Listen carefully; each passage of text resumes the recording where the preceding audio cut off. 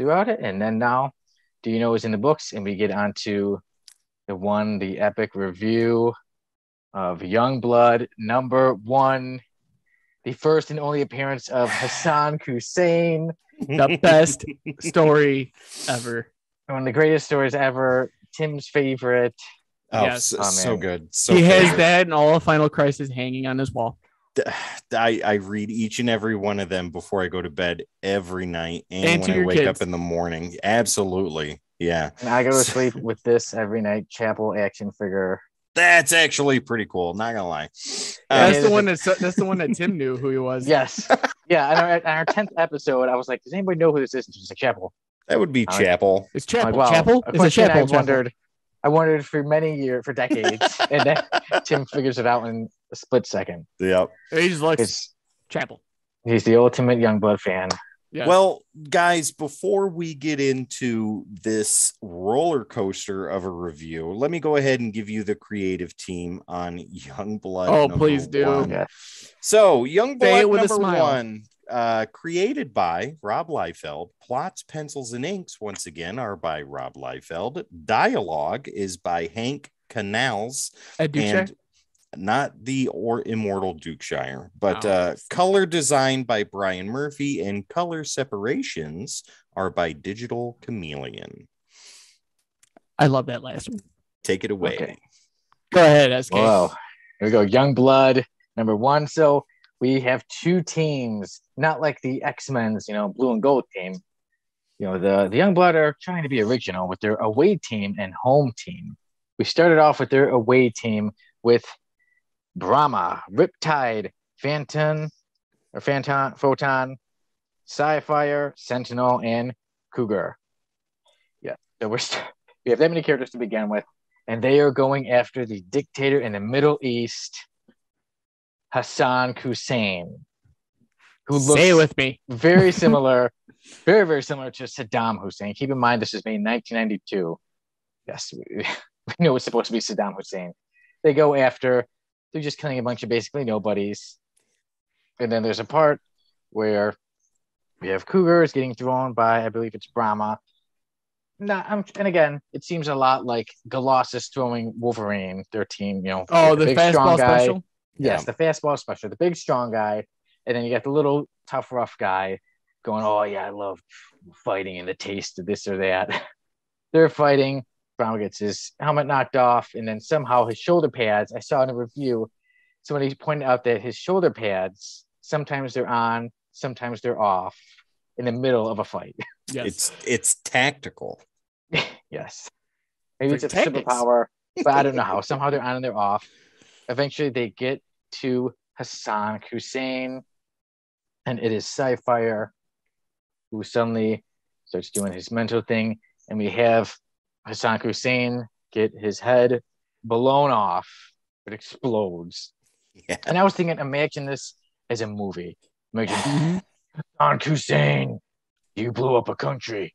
Well, now we're going to blow up your head. And then they blow his head. And then it explodes. And then, like the comic, it was very cheesy. Is that Hussein? It's done and over. Call in the cleanup crew. Yep. Yes. And then we get that great article, that news article that says Pow Smash Kerplash. Hussein's reign ends as he commits suicide. With a grenade in his mouth. Yeah. Yes. His head exploded. Yeah. It's I'm sure that's what would happen. It's very realistic. But then we flip to the other side. Perfect. We get the home team. And now, guys, because there are so many members. The home team is Bedrock, who later became Bad Rock, Combat, Chapel, who, unlike this one, I guess he cuts his hair later on because this one he has hair. We have Chapel, we have Vogue, excuse me. We have Vogue, we have Die Hard, and we have Shaft. And not the Shaft that Samuel L. Jackson eventually played. Shaft right here. Shaft 2 is very similar to Hawkeye, and we have Shaft and his girlfriend in the mall, and there's a petty thief or whatever. Shaft stops him, and there's somebody waiting with a gun. Oh, these heroes, they always do the same thing. The cheesy lines. throughout. And then Shaft is one of the most deadly things you can do. He grabs a pen and he throws it at this guy, and it stabs the guy and kills him. What a hero, man. I mean, Hawkeye and Green Arrow need to watch out. They better hope they never come across Shaft in an octagon or anything like that. We get to that, then we find out some prisoners escaped, and they go after. We start to see a little bit of each character. Chapel's cool. He's just so cool. He's like, being in Youngblood has its perks, and he tells the lady, you know the way out. Leave your number. I may give you a call. Yes, I may give you a call. Just so cool. So many cool characters. Such small feet and big muscles. And lots of pouches. Lots of pouches and big shoulder pads. Yes, as you can see on the quintessential 90s. You already see how many shoulder pads there are. 1, 2, 3, 4, 5, 6. He doesn't have any.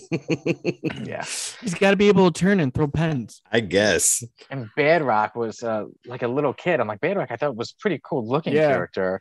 And then he's sitting there drinking like a 7-year-old with his mom. Yes, he's like a 7-year-old. His mom's make sure you clean up. Okay. Yes. But mom, I gotta go save the world.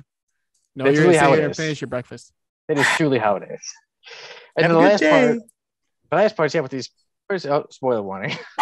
Spoiler warning. We're getting to the very end of this. We have these prisoners are escaping, and Die Hard is fighting them. He says, "I've been waiting for this, and this time you won't be as lucky." And then it ends, and we go to the Rob Liefeld fan page. I thought it was such a abrupt ending to it too. Like they're in the middle of a fight. So like, I wasn't the only one then where it ended in the middle of the darn fight. Yes, there was a backup for it. Did you use the one that I sent you, Sonny? Yeah, we used the one that you sent. Yeah. Maybe it ended in the middle of the fight. So he says that, and then suddenly the next page, I go to the next page. It's like, oh yeah, you're right. Join Rob Liefeld fan club. And then it's like that little card. Yeah. Okay, yeah, that did end in the middle of the fight for me too. Yeah. Middle of a fight. It doesn't even say to be continued. Yes. So, Sonny, overall, oh man, what is your grade for this masterpiece? Youngblood, I gotta say, it was a fun read. Like I said, as soon as I started reading it, I'm like, oh, I can't wait to review this with you guys. I'm so glad we're finally doing this. Some of the characters I felt, personality-wise, I honestly didn't care for any of their personalities. I mean, I guess I have a little bit of I like Chapel because I remembered him, always liked him since I was a kid. But I guess in a cheesy way, like, hey, leave your number, I may call you back. But truly, none of the characters actually did show any personality that I was like, oh man, this character is unique. They're cool. I want to know what's going to happen. They're mysterious or anything. And then with the action, like I said, it was kind of just okay action. It's not boring. That's the one I will give it a positive and say it's not a boring book.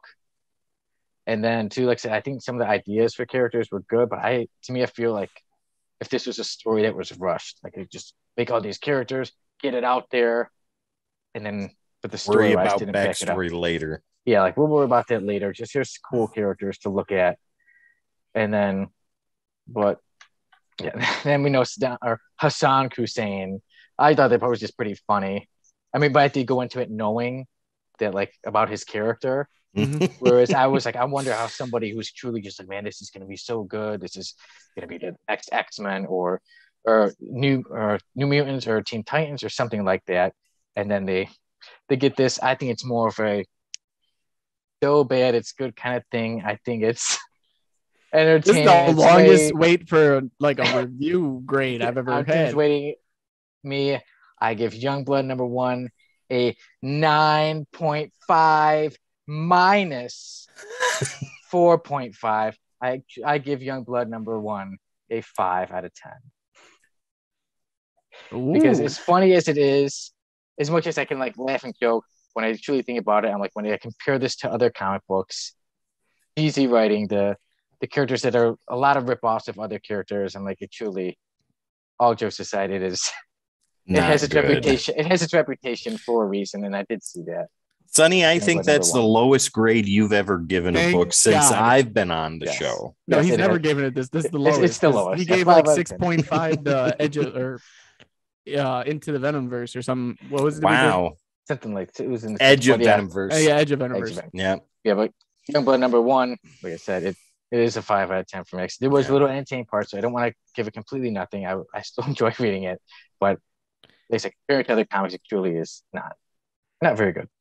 So, okay, Jamie, how do you feel about this book? Oh my God, you guys are got that 10. He's got that 10 ready.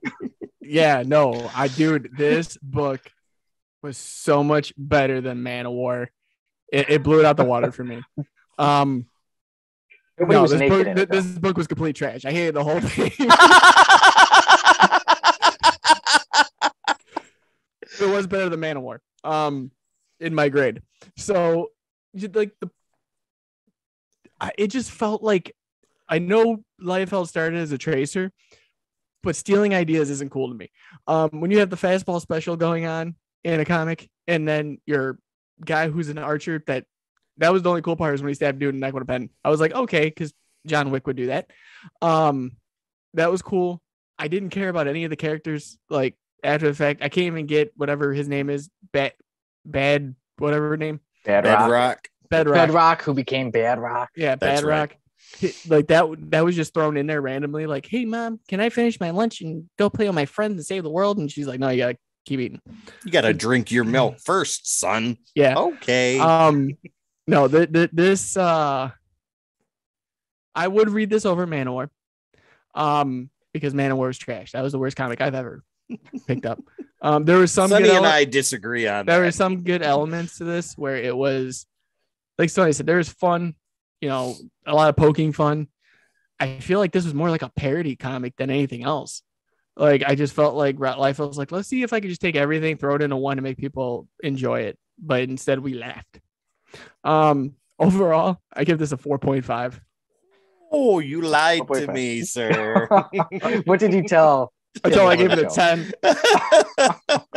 And he believed me the entire time. You lied. I have not stopped talking good about this book the entire time. Oh, God. And then as soon as I said, this is the worst thing I've read, but he almost broke. He fell back. I was like, oh, okay, here we go. He believed me.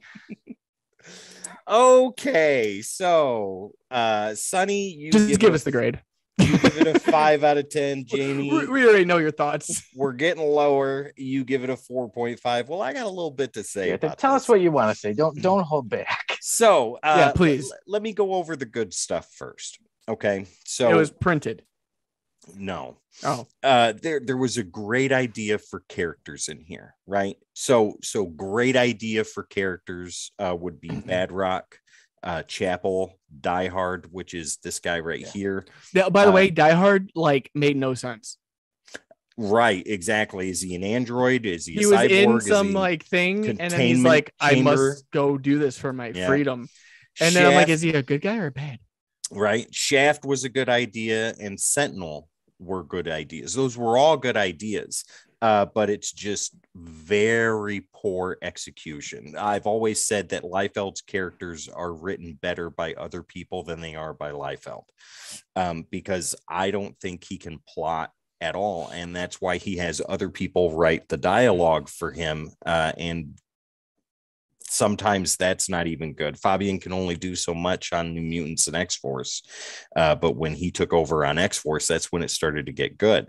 And then you have this, which whatever it is. So that's all that's good about it. I mean, the best piece of artwork in this book was the pinup at the end.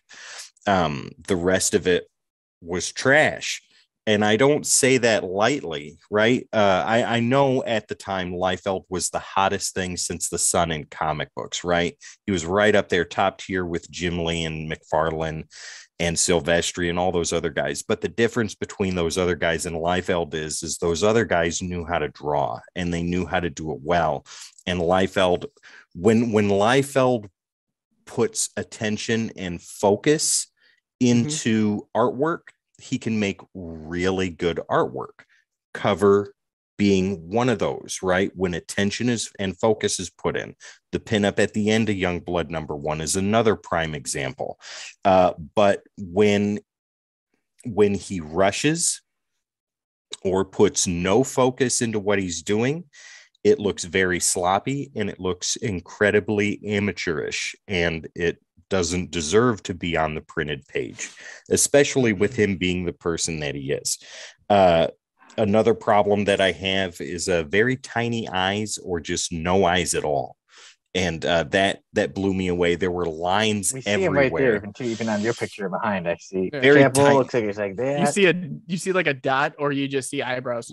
Little tiny eyes, right? Or they're just not there. And the fact that you have Deadpool over your shoulder, kind of. Yeah.